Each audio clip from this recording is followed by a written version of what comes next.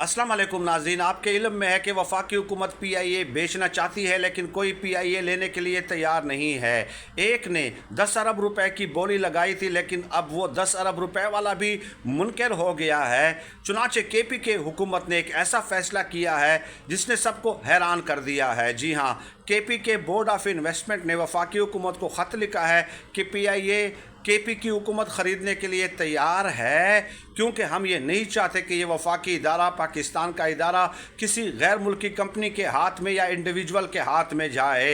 अब वफाकी हुकूमत के पास 14,000 अरब रुपए का बजट होता है, और KP जो हुकूमत है, ये मुल्क का तीसरे नंबर पे बड़ा सूबा है, वो ये लेने के लिए तैयार है। इससे आप अंदाज़ा लगा लीजिए कि इनके खिलाफ प्रोपेगेंडा किया जाता है। KP हुकूमत के खिलाफ नवाज शरीफ, शहबाज शरीफ, आसिफ जरदारी, बिलावल, ये सब PIA को चलाने में नाकाम थे, लेकिन KP हुकूमत इसकी जिम्मेदारी ले